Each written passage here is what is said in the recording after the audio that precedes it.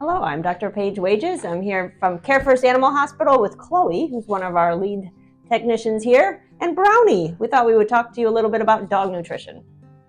And I hear that you have some questions to ask. Dr. Wages, what kind of food should I be feeding my dog? Well, that's a good question, actually.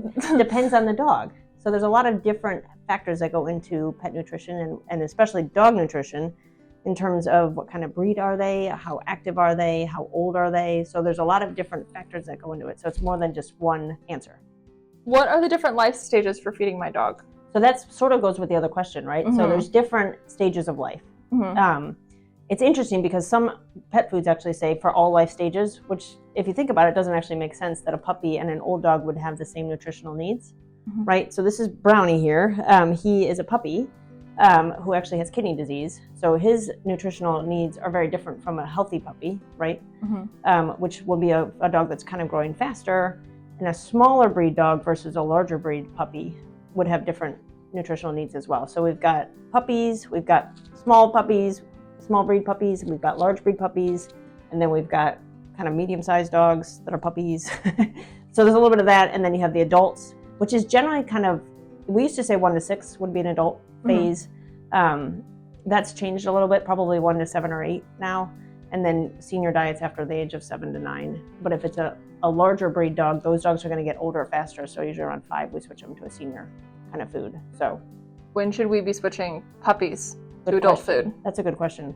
For the smaller breed dogs, generally around 6 or 7 months, I would get them off the puppy food because the puppy food has higher fat and protein levels, so they will balloon out a little bit, and they don't need that high calorie load anymore because they're not growing as fast. The larger breeds like the Danes, the Labs, probably you can wait until 9 months to a year and a half if it's a Dane, because those guys usually take 2 years to hit full grown. So. Should we be feeding a dog on a schedule or should we be free feeding? Most dogs do better with a schedule. Some dogs prefer to free feed, and it's very dog dependent. It's interesting. And I had actually talked to a client yesterday. She called and was concerned that her dog used to eat breakfast and dinner, is now a year and a half and only wants to eat dinner. And basically he's just not hungry, which is fine. So if they're hungry and they're maintaining their own weight, then there's no need to force them to eat, because then we're just going to make them fat. So, but generally, I know for my dogs, they eat on a schedule. So, but I have a couple that have tummy issues, and so they actually eat 4 times a day, so smaller meals more frequently. So there's not, like I said, it's not a cookie cutter. Every dog is different as to what their nutritional needs are. How do you know how much food you're supposed to be feeding your dog? That's also a good question. Depends on your activity level and the size of the dog, right? So my standard poodle eats the same amount of food, who's very active and runs around, as my French bulldog, who doesn't do anything. So it's just kind of a little bit different. So everybody's different in terms of their caloric needs. The bags on the back of the bag will give you kind of a general guideline for feeding. Generally, that is too much, because a lot of the pet food companies want you to buy more food, but then a lot of the dogs don't need quite that much. How do I know if I'm feeding my dog too much? So general rule of thumb is you want to be able to feel ribs but not see them, and have a waist. So as long as you're kind of in that range, then you're pretty good. If we are overweight, we look like we're straight all the way through, or a little bit heavy, then you're feeding a little bit too much, and I would cut back. Things that can happen if we're overfeeding is not only do we get heavy, but that puts extra pressure on our joints and things like that, which make it harder to heal when we get boo-boos. Can you touch on the different essential nutrients that our dogs need to eat? Oh, that's a good question. That's a complicated question. I mean, most pet foods are made up of the same thing that like if you think about your diet, if you remember the triangle or the square, however you learn nutrition, we've got proteins, we have fats, we have starches, and fiber. And those are kind of the big things. And again, the nutritional needs for every dog is different. So like Brownie here has kidney disease, so his protein levels need to be a little bit lower in his food because that will affect his kidneys. And he needs a little bit higher fiber, and maybe a little fat because he's trying to grow still. But like I said, like every diet, every need is different. If dogs are more prone to having diarrhea or pancreatitis, we're looking for higher fiber foods to do better for them.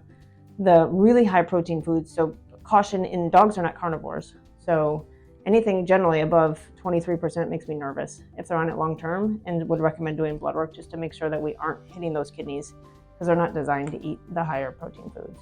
So how do I know if my dog is meeting all of its nutritional needs? So generally, and having a good exam done every year is good. Blood work is always very helpful. So on the blood work, we can look at minerals. We can look and make sure that our kidney values are normal, our liver's happy, and all that stuff. And then just making sure our weight is good. That's usually the best way to do it. Excellent. How do you know which food to feed your dog? There are so many. There are so many. There are so many diets. And honestly, I am a scientist / researcher / veterinarian, right? So for me, I'm going to do the foods that have the more research behind them.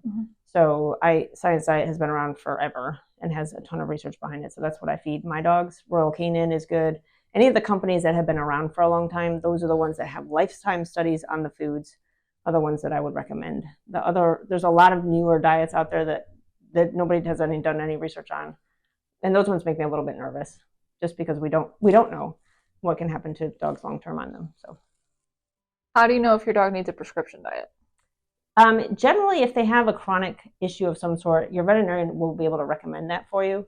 So this dude will be on a prescription diet probably his whole life.